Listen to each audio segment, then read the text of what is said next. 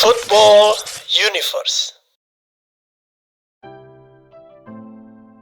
Klub Portugal, Desportiva Oliveirense, pada 12 Juli 2023 baru saja memperpanjang kontrak pemain tertua di dunia saat ini, Kazuyoshi Miura. Itu berarti dia akan bermain di sana sampai usia 57 tahun. Wow, mengagumkan. Siapakah Kazuyoshi Miura, sang kakek legend ini? Sehebat apakah dia? Berikut kisahnya. Please like, komen, share, dan subscribe channel ini jika cerita-cerita sepak bola kami bermanfaat.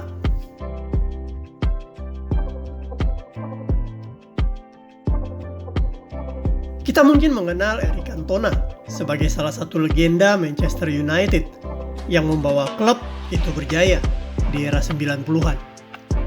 Tetapi kalau kita search di Google di mana Eric Cantona sekarang, 2023, pasti kita akan menemukan dirinya sedang sibuk dengan bisnisnya, berakting di film terbarunya, atau membintangi iklan di media-media.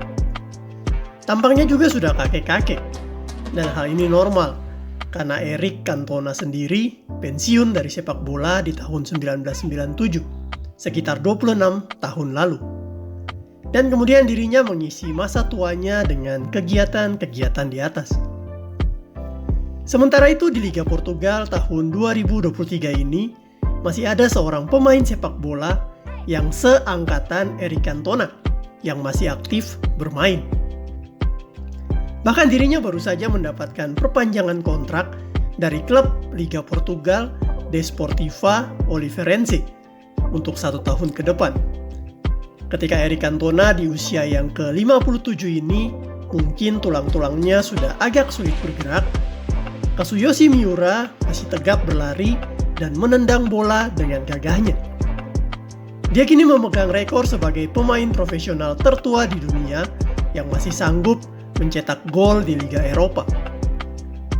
Kok bisa kakek Miura masih perkasa sampai usia 57 tahun? Ternyata di balik perjalanan panjangnya selama 57 tahun tersebut terhimpun banyak sekali kisah-kisah luar biasa. Kazuyoshi Miura lahir pada tanggal 26 Februari 1967 di kota Shizuoka, Jepang. Di kota kecil ini, Miura sering dianggap aneh oleh teman-temannya. Hal ini dikarenakan dia tidak suka terhadap olahraga paling populer di kota tersebut, yaitu baseball. Hampir semua anak-anak senang memainkan baseball di sekolah maupun di lapangan kompleks. Tetapi Miura malah sibuk dengan bola bututnya di pojokan sambil menikmati menendang bola tersebut ke tembok atau menjaglingnya. Dia juga tak memiliki tongkat, bola, atau bahkan sarung tangan baseball, layaknya anak-anak Jepang pada umumnya. Di tahun-tahun sekitar 70-an ini, memang perkembangan baseball Jepang sangat pesat. Liga mereka sudah mendunia, dan bahkan mereka mampu berprestasi di kejuaraan dunia. Sementara itu sepak bola di Jepang sangat tidak terkenal waktu itu. Mereka bahkan tidak mempunyai liga dan sangat sulit mendapatkan perlengkapan sepak bola. Akan tetapi Miura kecil tetap terobsesi dengan sepak bola. Dirinya senang menonton pertandingan Piala Dunia dan menyaksikan keperkasaan tim Brazil bersama Pelé. Hal ini pun yang menjadi titik awal Miura membulatkan tekad untuk belajar sepak bola ke Brazil. Ketika mendengar curhatnya, kedua orang tua Miura tertawa terbahak-bahak karena menganggap cita-cita Miura terlalu tinggi dan di luar nalar.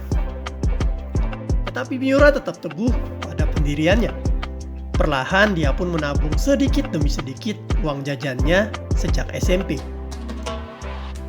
Sewaktu usianya genap 15 tahun, Miura kemudian masuk SMA Shizuoka Gakuen.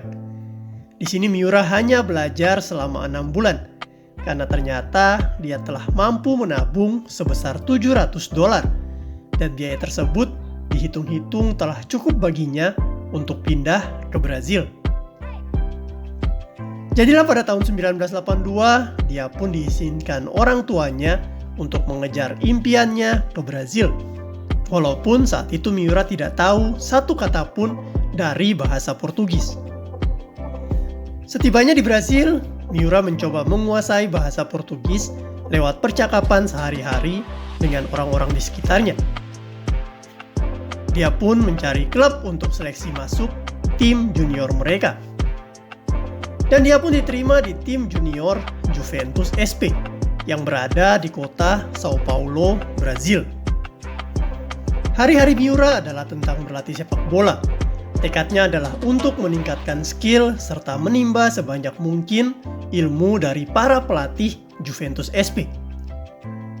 Tetapi ini bukanlah hal yang mudah, karena jelas dia mendapatkan perlakuan diskriminatif karena masih susah berbahasa Portugis, dan wajah serta kulitnya berbeda sendiri. 2 tahun di Juventus SP, dia pun sempat putus asa dan kepikiran untuk kembali ke Jepang. Tetapi ada beberapa pelatihnya yang cukup memberikan perhatian kepadanya.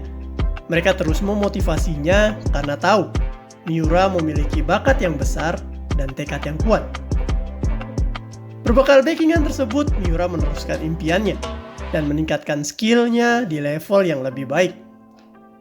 Pada usia 19 tahun, Miura berhasil membawa Juventus SP melaju sampai babak utama kejuaraan nasional U21. Momen ini menjadi awal dari dirinya dikenal di Liga Brasil. Klub besar Liga Utama Brasil, Santos FC, kemudian merekrutnya pada tahun 1986. Serentak dirinya langsung menjadi perbincangan di kota Santos dan juga di Jepang. Mereka waktu itu memanggilnya dengan sebutan The Samurai. Dan ada juga yang menyebutnya The Japanese Garincha karena kelincahannya. Bahkan waktu itu rekan satu timnya di Santos yang merupakan mantan kapten tim nasional Brasil yang memenangkan Piala Dunia 1994, Dunga, menyebutnya dengan sebutan si bocah ajaib Jepang. Tetapi usia Miura masih terlalu muda waktu itu untuk menjadi starter di Santos, karena mereka masih memiliki segudang striker kelas dunia.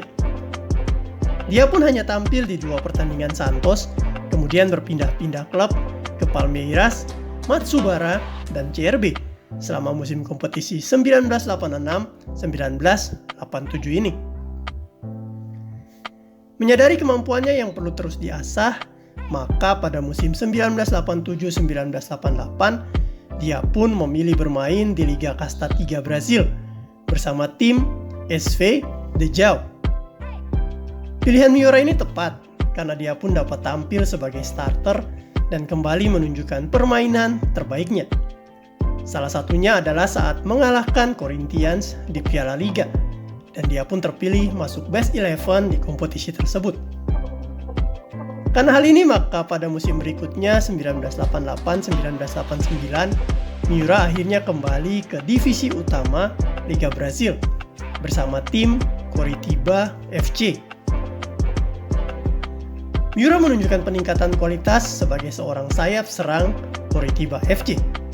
Dirinya dimainkan sebagai striker, tampil di 21 pertandingan liga, mengirimkan umpan-umpan crossing yang memanjakan striker mereka, serta mampu mencetak 2 gol. Penampilan gemilangnya ini mendapatkan perhatian mantan klubnya, Santos, sehingga di musim 1989-1990, akhirnya dia resmi kembali ke Santos. Miura sangat senang akan hal ini, dan mencetak 3 gol dari 11 kali pertandingan yang dimainkannya untuk Santos di musim tersebut. Dirinya pun perlahan menjadi salah satu bintang muda potensial di Liga Brasil dan mulai dilirik oleh klub-klub Eropa. Beberapa penawaran masuk baginya, dan bahkan ada yang dari salah satu raksasa Serie A Italia, yaitu SS Lazio. Tetapi di tengah kebahagiaan pencapaian ini, Miura galau karena dia mendapatkan panggilan dari tim nasional Jepang dan juga dari Liga Jepang. Seperti diketahui, tahun 1990 adalah awal Liga Jepang direncanakan. Mereka ingin membuat liga bayangan untuk mengevaluasi format liga mereka ke depan. Beberapa petinggi Federasi Sepak Bola Jepang diminta mempelajari liga-liga terbaik di Asia waktu itu. Salah satunya Liga Indonesia. Di samping itu mereka merekrut beberapa bintang dunia yang telah berusia senja untuk bermain di Liga Jepang. Dan juga beberapa pemain keturunan atau pemain Jepang yang bermain di luar negeri dikumpulkan agar mau bermain di Liga Jepang untuk meningkatkan pamor sepak bola di sana. Salah satu pemain yang dikontak oleh petinggi Federasi Sepak Bola Jepang adalah Miura. Mereka mendengar kabar bahwa dia berprestasi sangat baik di Liga Brazil, dan bahkan beberapa orang Jepang ada yang sudah pernah terbang ke Santos untuk menyaksikan permainannya. Dengan semangat untuk membangun sepak bola Jepang menjadi lebih baik dan agar memiliki sebuah liga profesional, akhirnya di tahun 1990 Miura memilih pulang kampung dan memilih Tokyo Verdy yang waktu itu masih bernama Verdy Kawasaki atau Yomiuri SC sebagai klub Jepang pertamanya. Sebagai informasi, klub Tokyo Verdy ini adalah klub yang sekarang di tahun 2023 memiliki salah satu pemain tim nasional Indonesia bernama Pratama Arhan. Miura disambut dengan sangat hangat di Tokyo Verdy. Fansnya bahkan sering meneriakkan namanya sepanjang permainan. Gaya mainnya jelas berbeda dengan pemain-pemain Jepang pada umumnya, dan gerakan sambanya selalu dinanti-nantikan. Gol demi gol dia kreasikan dan cetak untuk Tokyo Verdy, sehingga dia pun berhasil membawa Tokyo Verdy menjuarai 2 musim percobaan liga, yaitu 99-1 dan musim 91-92. Tak hanya di situ, Miura juga mencetak prestasi yang sangat baik di tim nasional Jepang. Tim Samurai Biru ini dibawanya tampil perkasa di Piala Asia tahun 1992 sampai mencapai babak final. Dirinya bahkan menjadi penentu kemenangan mereka di semifinal saat menghadapi Cina. Di babak final akhirnya Jepang mampu mengalahkan Arab Saudi dan mengangkat trofi Piala Asia pertama mereka serta awal dari kebangkitan sepak bola Jepang dimulai dari momen ini. Miura juga mendapatkan penghargaan sebagai pemain terbaik Asia di tahun 1992 ini. Pada musim 1992-1993, Liga Jepang atau yang kita kenal dengan J-League resmi bergulir. Miura dan Tokyo Verdy tampil sangat mengesankan, walaupun di tim Liga Jepang lain ada pemain-pemain kelas dunia semacam Carlos Moser, Stephen Tatao, dan yang paling terkenal adalah bintang Brazil, Zico. Miura pun berhasil mengantarkan Tokyo Verdy sebagai juara J-League edisi pertama. Dan dia juga memenangkan penghargaan sebagai J-League Most Valuable Player. Dari momen inilah fans Tokyo Verdy pertama kali memberikannya julukan King Kazu. Di 2 musim berikutnya, King Kazu tetap tampil sangat perkasa. Selebrasi khasnya yang menirukan gerakan samba juga semakin terkenal di Jepang. Tokyo Verdy kembali dibawanya menjuarai J-League di musim 93-94. Dan keran golnya seakan tak pernah tertutup meskipun di musim-musim ini J-League kedatangan striker top dunia seperti Gary Lineker dan Leigh Barsky. Miura seakan menunjukkan kepada Jepang bahwa pemain-pemain lokal juga memiliki skill yang dapat bersaing di level dunia asalkan dilatih dengan baik dan diberikan fasilitas yang menunjang. Miura melanjutkan petualangan indahnya dengan membawa Jepang mendominasi kualifikasi Piala Dunia 1994. Jepang waktu itu sedang ingin sekali untuk pertama kalinya menembus kualifikasi, dan dalam 13 pertandingan mereka, Miura mampu mencetak 13 gol, sehingga Jepang sampai ke babak final penentuan. Di babak tersebut mereka harus bertarung melawan Raja Asia, yaitu Iran. Dan sayangnya Jepang dikalahkan waktu itu. Jepang pun gagal untuk tampil di Piala Dunia 1994 dan Miura sedih akan hal ini. Kesedihan Miura tak berlangsung lama, karena AC Milan kemudian memintanya untuk trial di sana. Salah satu klub raksasa di dunia ini tertarik dengan bakat Miura. Tetapi setelah trial tersebut, Miura tak pernah dikontrak lagi, dan dirinya pun akhirnya menerima penawaran dari klub Serie A lainnya, yaitu Genoa. Meskipun waktu itu statusnya adalah pemain pinjaman, tetapi Miura sangat senang karena akhirnya dia dapat bermain di salah satu liga terbaik dunia, yaitu Serie A.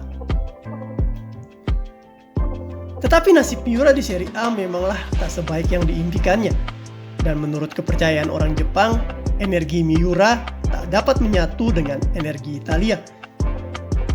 Di pertandingan pertamanya saja, Miura langsung mendapatkan kesialan ketika dirinya terjatuh dan menabrak papan iklan di pinggir lapangan. Hidungnya patah dan matanya gangguan, sehingga dirinya harus absen selama sebulan membela Genoa. Setelah sembuh, dirinya berusaha tampil maksimal, tetapi pelatih klub Genoa ternyata berganti 3 kali, sehingga kemampuannya juga tak dapat dieksplor dengan maksimum. Manajemen Genoa juga mengeluhkan jadwal Miura yang seringkali bertabrakan dengan pertandingan timnas Jepang, sehingga dia harus melewatkan beberapa game di Italia. Alhasil Miura hanya tampil sebanyak 20 kali untuk Genoa dan mampu mencetak 1 gol. Torino Calcio dan Sporting Lisbon sempat menawarinya bermain di musim berikutnya, tetapi Miura memilih untuk kembali ke Tokyo Verdy. Energi positif Miura kemudian kembali terpancar ketika bermain di J-League. Dirinya pun menjalani 2 musim sebagai top skor J-League dengan mencetak 23 dan 30 gol. Tetapi sayang, cedera kemudian menghambatnya untuk tampil baik di musim 96-97 dan 97-98. Beberapa pengamat sepak bola Jepang bahkan telah menyatakan bahwa Miura sepertinya telah selesai di usianya yang menginjak 30 tahunan ini. Akan tetapi Miura tak mau menyerah. Dirinya berlatih keras untuk pemulihan cedera dan akhirnya dapat tampil perkasa bersama Jepang di kualifikasi Piala Dunia 1998 Prancis. Dirinya mampu mencetak 14 gol dalam 12 pertandingan Jepang dan membawa tim Samurai Biru ini menggapai impian mereka, yaitu tampil pertama kali di putaran final Piala Dunia. Masyarakat Jepang menyambut Miura dengan sangat gembira. Dirinya pun menjadi pembicaraan hangat di mana-mana. Mereka bahkan menyanjungnya sebagai pemain terbaik Jepang waktu itu. Akan tetapi, sebulan menjelang Piala Dunia 1998 bergulir, pelatih Jepang Takeshi Okada mengumumkan bahwa dia tak akan membawa Miura ke Piala Dunia 1998. Sampai hari ini tak ada yang tahu alasan Okada untuk hal ini. Tetapi menurut beberapa wartawan senior, ternyata Miura dan Okada terlibat konflik yang membuat sang pelatih kesal, sehingga memutuskan untuk mengeluarkan mesin gol terbaik Jepang ini. Jepang gagal total di Piala Dunia 1998, dan Miura sangat sedih karena keinginannya untuk main di Piala Dunia akhirnya kandas. Dia pun menenangkan diri sejenak dengan bermain untuk Dinamo Zagreb di Liga Kroasia pada musim 1998-1999. Di musim berikutnya 1999-2000, Miura kembali ke Jepang dan memperkuat Kyoto Purple Sanga. Di klub ini dia bermain bersama Park Ji-sung muda dan kembali menunjukkan ketajamannya dengan mencetak 21 gol di usianya yang ke-33 tahun. Dia pun mendapatkan panggilan untuk memperkuat tim nasional Jepang untuk kualifikasi Piala Asia 2000. Dan disinilah Miura kemudian tampil untuk terakhir kalinya untuk tim nasional Jepang. Setelah dari Kyoto Purple Sanga di musim 2001-2002, Miura memilih klub Vissel Kobe. Di klub ini dirinya tetap menunjukkan kualitas yang prima, meskipun usianya mendekati 35 tahun. Selama 5 musim, Miura memperkuat Vissel Kobe, dan kemudian di tahun 2005, dirinya hengkang ke klub Yokohama FC. Klub Liga 2 Jepang ini perlahan dibawanya berjaya, dan di tahun 2007 mereka mampu naik kasta ke J-League. Fans Yokohama FC sangat menghormati King Kazu dan dirinya dijadikan warga kehormatan mereka. Yokohama sempat turun ke divisi 2 lagi di tahun 2019, tetapi berkat ketenangan dan pimpinan Miura, mereka mampu kembali ke J-League pada musim 2020. Selama 17 tahun Miura memperkuat Yokohama FC dan dirinya juga mencetak rekor sebagai pemain tertua di dunia yang masih bermain hingga usia 55 tahun. Beberapa orang meragukan kemampuannya, tetapi terbukti di hampir setiap musim Miura masih mencetak gol untuk Yokohama FC. Pada musim 2021-2022, Yokohama FC meminjamkan Miura ke Suzuka Point Gators. Di tim Liga 2 Jepang ini, Miura masih bermain sebanyak 18 kali dan mampu mencetak 2 gol di usianya yang menginjak 55 tahun. Musim berikutnya, 2022-2023, Miura kemudian dipinjamkan ke klub Liga Portugal, yaitu Desportiva Oliveirense. Miura tampil masih sangat baik, dan fans di Portugal pun memanggilnya dengan sebutan kakek hebat. Dirinya bahkan baru saja mendapatkan perpanjangan kontrak dari Desportiva Oliveirense pada 12 Juli 2023 kemarin untuk bermain selama setahun ke depan. Hal ini berarti Miura akan bermain sampai usianya 57 tahun di sana. Ketika ditanyakan kepadanya mengapa masih bermain sepak bola sampai usia 57 dan kapan kira-kira King Kazu mau pensiun, dia pun menjawab dengan sederhana sebagai berikut. Saya tahu bahwa saya tidak muda lagi dan saya menemukan permainan ini jauh lebih sulit secara fisik. Tetapi saya masih mendapatkan banyak kesenangan ketika tim saya menang atau ketika saya bermain dengan baik. Saya selalu bermain dengan hati dan berharap bisa terus berkembang sebagai pemain. Ya, bermain dengan hati. Jika segala sesuatu dikerjakan dengan hati, maka hal yang berat akan terasa mudah dan kita akan menemukan sukacita dan semangat yang terus membara.